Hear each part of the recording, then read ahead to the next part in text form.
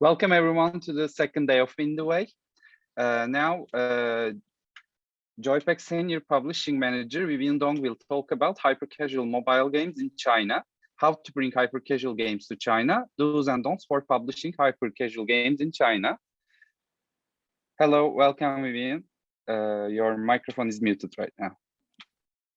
Okay. Hello, thank you for Indieway to invite me here, first of all. Hello everyone, I'm Vivian. I'm publishing manager from JoyPac. For those who doesn't know, JoyPac is a hyper-casual mobile publisher for global and very specialized for China market. So today I'm going to, let me share my screen first. So today I'm going to share a little bit more about publishing hyper-casual games in China. So a lot of developer has been asking me, should we actually go to China market? It's complicated and the language is different, and should I make a special style or character for the Chinese market? And how's the monetization in Chinese market? And I don't see a lot of hyper-casual game on the top chat in China. So how do you feel about publishing games, hyper-casual game in China? So today I'm going to tell you more about it. So before I start, I'm going to tell a little bit about myself. So I've been working in the industry for 10 years, and I was a game producer and also now as a BD publishing manager at JoyPac. Used to work at Spill Games and also worked for several IP games for instant game at Cool Games in the Netherlands. So first of all, before we all started, should we go to the Chinese market, then we should understand how big is the Chinese market and what does that mean to all of us here. So China market has around 25 billion mobile users actually. And regarding to the iOS users, there's only one Apple store, right? As of the rest of the world. There are 200 million users actually in the China market, and also over 500,000 Android users. And yes, sure, we didn't really see that many compare with US market for the hyper-casual games in China top chat, but we do see the hyper-casual segment is growing very fast these days actually. So basically, for the China iOS market, you know, as I mentioned, everything is going through the Apple Store, and also previously we see a lot of jailbroken devices in China, but nowadays, due to the merchandise and also commercial terms of Apple, there are many users are actually using exactly the same as the rest of the world for iPhone devices and iPad. And also, according to the top on mediation, we see the ARPU for many games on the chat is actually higher than US market, which means the monetization is also making a lot of sense these days. And the Android market is one of the most complicated markets in the world, I have to say. Why is that? Because we do not really have one store for Android market in China. There are more than like 10 stores, majority stores in the market in China, and you have to reach at least 8 stores to cover like 90% of the Android market in China. And to do that, you have to implement a lot of different SDKs so that you can get on those different individual stores. So, but it is a 500 million Android user base. So I will tell you more about how to enter and whether you can achieve that. So for the top ranking trend, we do see, according to Google recent report, we do see action strategy RPG game are still at the top ranking, sharing the majority chat.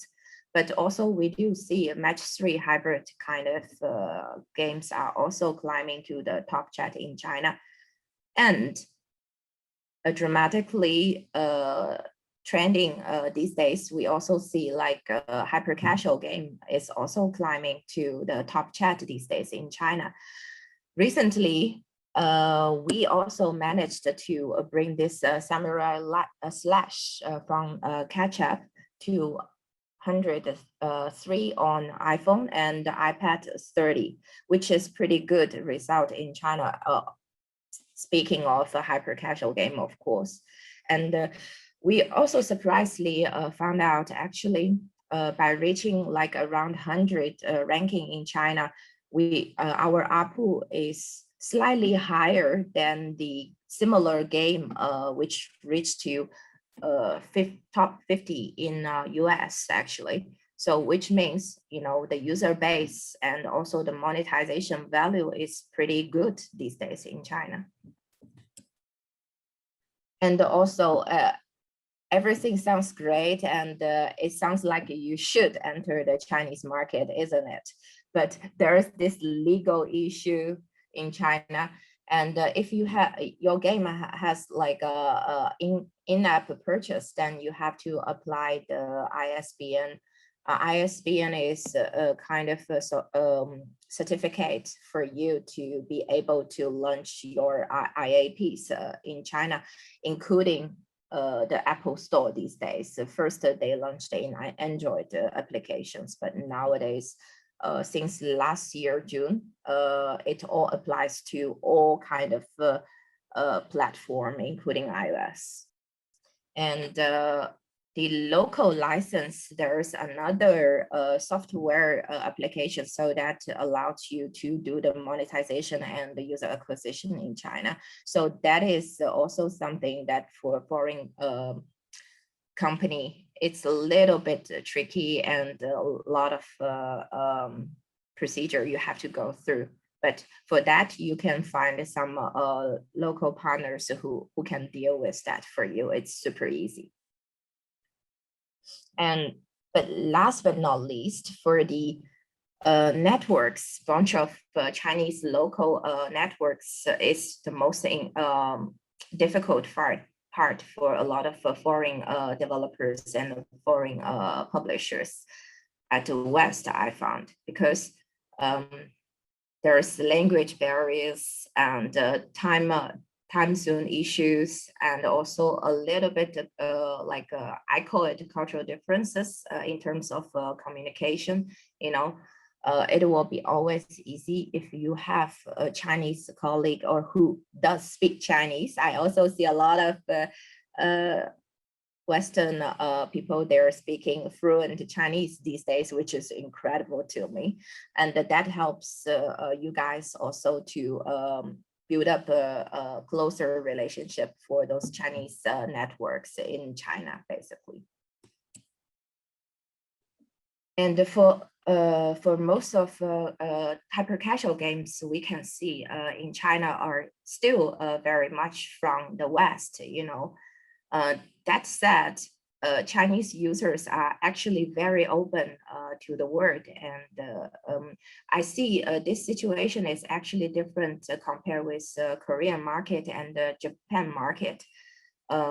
Chinese users are relatively open, and they like to have a new trend, and they intend to follow new fashion. And also they're open and they are curious about the West games and the West trend, basically. So for that part, you know, we don't have to really do a lot of work about culturalization.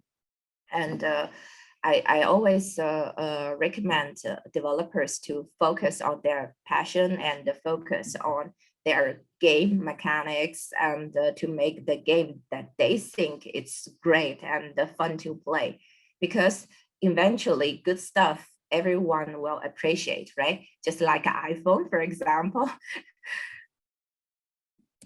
And also talking about culturalization, we also do have localization issues for most of the Western developers, right? And for hyper-casual, you actually, the good thing is you don't really have that much to localize, right? Mostly it's like a button to play and everyone will recognize it doesn't matter which language is it. So it's really like a less text than a hardcore game and stuff. So that's also another reason I found it's relatively easy for hyper-casual game to enter the Chinese market. But also for culturalization, as I just mentioned, as long as the game is fun to play, because hyper-casual game is very much like a snackable game to play. I see a lot of real gamers. They are also having it on their mobile phone to snack a bit sometimes on the, during the traffic rush hours, taking metro and the public transportation, right? So that's why, there's another easy access to reach those target audience in China. So a little bit sales pitch here. JoyPac is very much specialized in hyper-casual game and in China market, but we do climbing up these days for the global market as well for the hyper-casual games. We are working with a lot of self-publishing developers and also even publishers at the West. For example, Ketchup and Quali Bombet, G-Smart, and also Super Plus, Ponitis, and many more. They are all very happy with us so far. And also we handle all the full service to bring your game to the Chinese market so that you don't have to worry about it. And also, a lot of people saying the communication issues are the thing, right? Yes, that's why JoyPac is having the team in Europe spreading over Germany, Netherlands, and the UK. And even we also have one user acquisition manager in Turkey as well. So feel free to reach out all of them and check further about JoyPac, and also check about, we are all very happy to share more about hyper-casual game with you guys. Thank you very much. But I have great news to share at the moment. Today, like just now, our trip room is topped to 35 ranking in US right now. So we're super happy and would like to invite all of you to celebrate together with us. So if you want to know more about publishing a hyper-casual game, no matter global market or the China market, feel free to reach out to me and I'm happy to share more. And also, if you have any game at the early stage, we are also happy to give you some suggestion and perhaps even to give you some fundings to help you to bring it to the top chat. Thank you so much.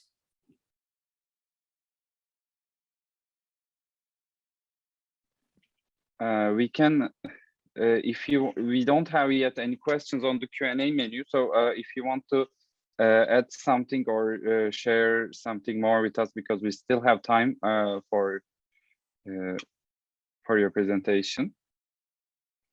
Sure. Basically, previously, as I mentioned, right, I was also at the developer side at the beginning of my career. So here I want to also think from the developer's perspective.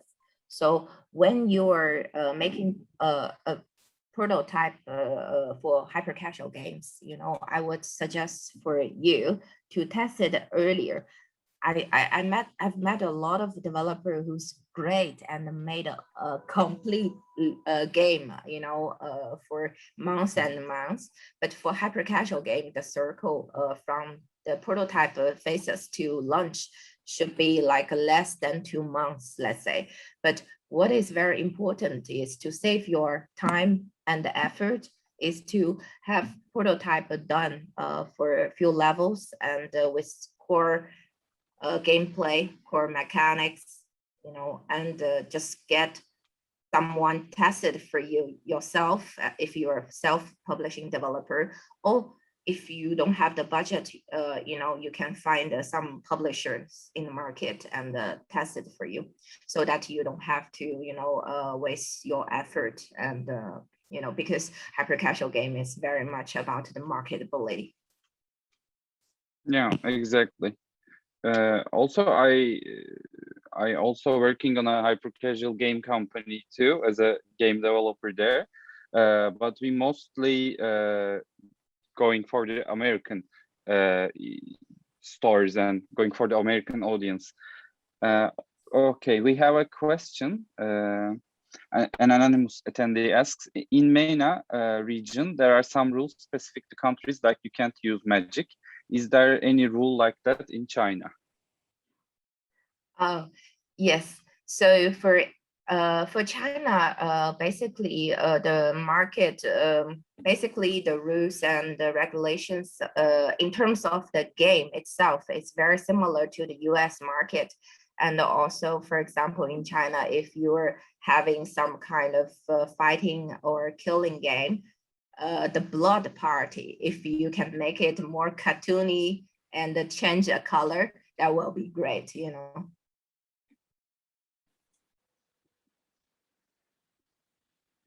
Okay. Also, I know that you can't show bones, right? In China, you can't show skeletons. Oh, if it's sometimes, you know, if it's like really realistic and it's very scary, can maybe leads to like a little bit misleading to younger target audience, because a lot of hyper casual game is free to download, right? So kids might have it on iPad or something, so they want to avoid this kind of yeah, picture. But if you make it like a little bit funny, cartoony-ish, cute, I saw it sometimes as well, then you will pass through. Okay.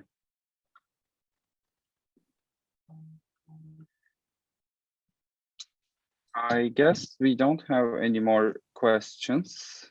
If we have, no. Yeah, because I don't know, you have to tell me here, because a lot of our Turkish language, I don't read it, but you know.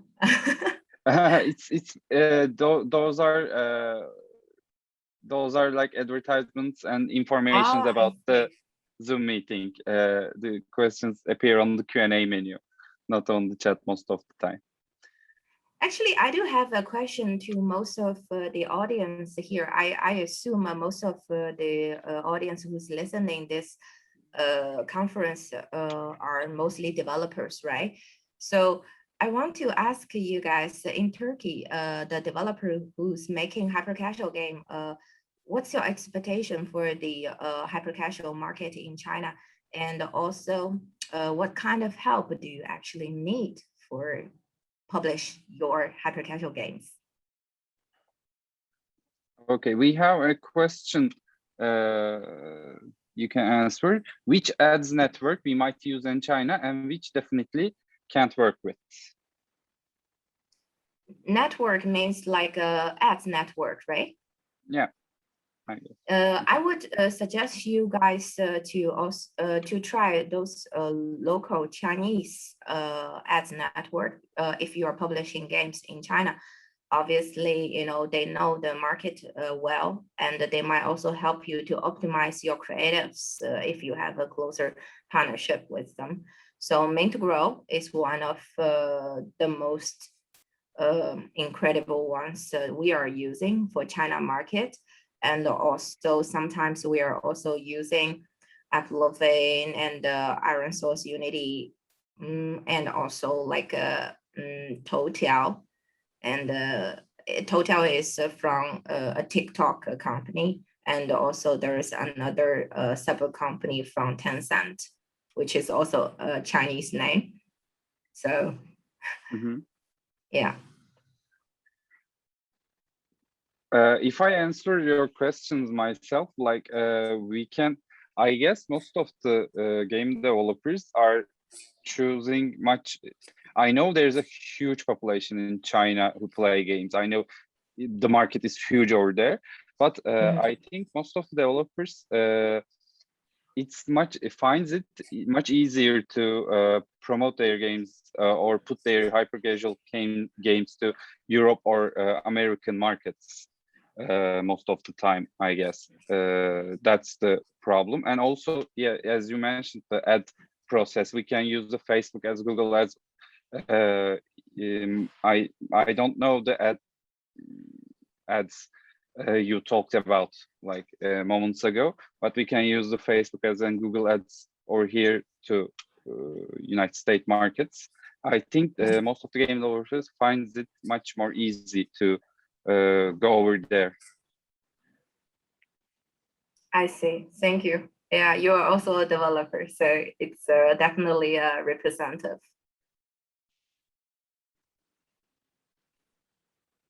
Okay. Vivian, thanks a lot for your time. I guess we don't have any more questions left. Thank you a lot for joining. Thank you a lot for sharing your experiences. Thank you very much for having me here. Have a nice day, Stu. Bye. Have a nice day. Bye-bye.